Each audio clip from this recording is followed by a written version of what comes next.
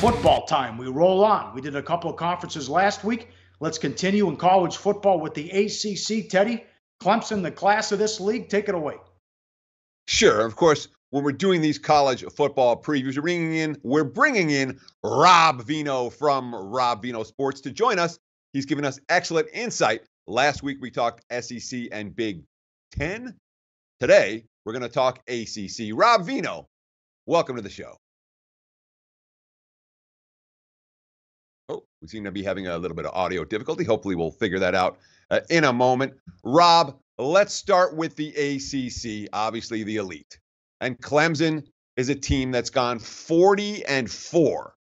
40-4 over the last 3 years. They've won at least 10 games every year since 2011. The Tigers, the number 2 college football program behind Alabama in the country right now, agree or disagree? I'd agree, especially this season. They are certainly the best defensive line in the country. I don't think anybody's going to dispute that. They've got a good quarterback battle going on right now, whether it be the returnee or the freshman. Really doesn't make much of a difference. I think a lot of Clemson fans would prefer the freshman to start here. All around right now, it's just a reloadable program, much in the likes of Ohio State, Alabama. I think, power ratings wise, Teddy, I have them second best in the country this year. So I totally agree with that statement.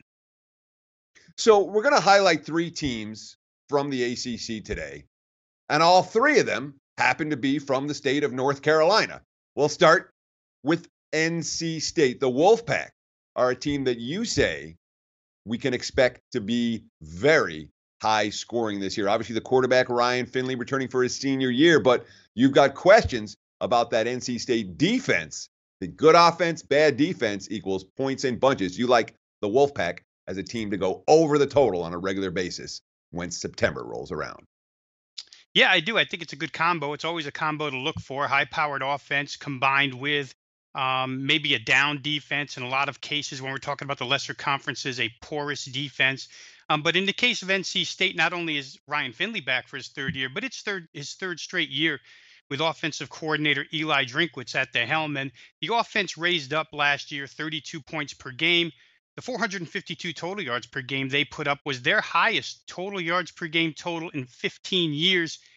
Sure, they lose a couple of explosive guys in Hines and Samuels, but they've got those backfilled with a couple of talented freshmen that head coach Dave Doran already expects to contribute heavily. Running back Ricky Pearson and sort of running back / wide receiver Trent Penix. Those guys should be involved early and often. Offensive line returned 77 career starts. They only gave up 13 sacks last year, so Finley's well protected.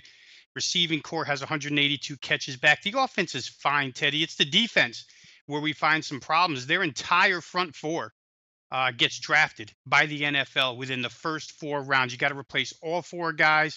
Not only is that a problem, but depth becomes a problem. Last year, 6 out of the 8 in the 2 deep rotation. They went 6 out of 8 were upperclassmen. This year, only 4 out of 8 are upperclassmen. So certainly depth-wise, the numbers are down. There's no way you can replace Bradley Chubb and the pressure that those 4 put on quarterbacks. I think NC State will have a hard time applying pressure this year. When you look at the linebacking core, they're totally rebuilt. 3 new starters, so your front 7's pretty depleted. I think they're going to give up at least a touchdown more this year. Last year, they only gave up 25 points per game. This year, I'd expect over 30. When you add to it, you look at the schedule, Teddy, 12 regular season games. 9 of those teams play either very high or extreme tempo offenses. It's going to put the NC State defense back on the field quite a bit here. Last year, they were only 5-8 over the total. I think you could expect a complete reversal this year, probably something in the vicinity of 8-4. So Rob Veno says, look at NC State over the total on a week-in, week-out basis. We got to bet against team. And that, of course, is a team that maybe the public isn't particularly high on, but out here in Vegas, we've seen a lot of support for the Duke Blue Devils. I've seen them ranked as high as 2nd in their division in the ACC. David Cutcliffe, you say he's not going to get the job done with Duke this year, at least not from a point spread perspective. Yeah, I think there's a couple of reasons, Teddy, and I'm probably bucking a popular sentiment amongst odds makers and handicappers, bettors alike. But I don't think that Duke will be able to cover a lot of numbers here. First off, their offensive line, which was simply dreadful last year, hasn't really improved much. They came out of spring, David Cutcliffe scratching his head, saying that we're really no further along than we were last year. This is a team that couldn't protect Daniel Jones, the quarterback. They couldn't open up holes for the running game. You know, they had 3 big games to start the season rushing the football. And then beyond that, the rest of the season, they only averaged 150 yards per game, including 319 put up by Georgia Tech. So there was one big one that skewed that number a little bit. Like I say, they weren't very good in protection. They don't score a lot of points. Now, I know Cutcliffe has referred to this as his most athletic team on paper since he's been there. But you take a look at the numbers last year, 4.5 points per game in the first quarter. That was 100th in the nation. 11.7 points per game in the first half. That was 99th in the nation. 10.4 yards per completion, 126th in the nation. Not good offensive numbers. And they might improve a little bit, Teddy, but I don't know if it's enough to overcome the drastic change in point spreads that we're seeing with Duke. Just take week 1, for example. Last year, week 10, they play Army. At Army, they give 3. This year, they're at home against Army. They open 11. They're bet up to 13.5. That's a 16.5 point move.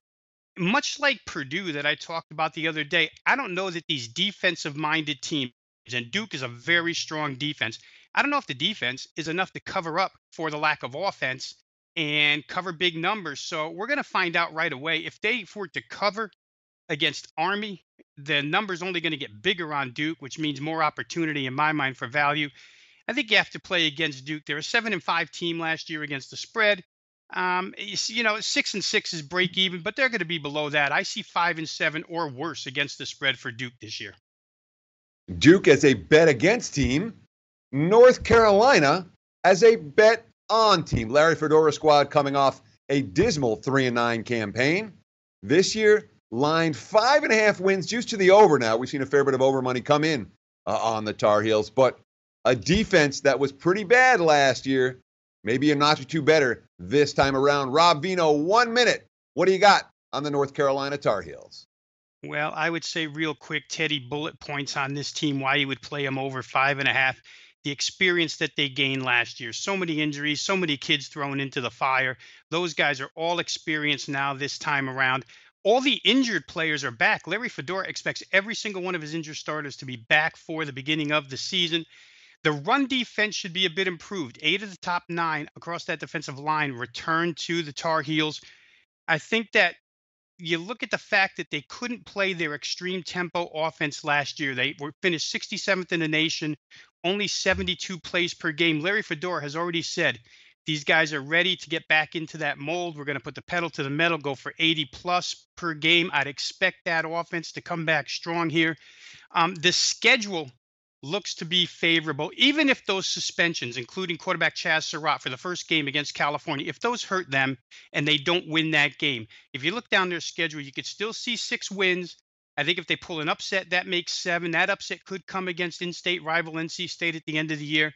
I think there's a pretty clear path to over 5.5 wins. I think that's a pretty good total play. So we'll go season win total, North Carolina over 5.5.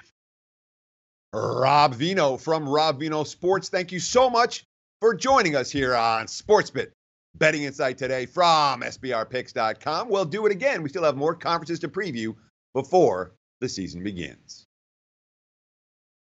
Like the show? Help us keep the lights on. Please make sure to comment, share, and subscribe to all the Sportsbook Review videos. Thanks so much. Best of luck. Enjoy the game.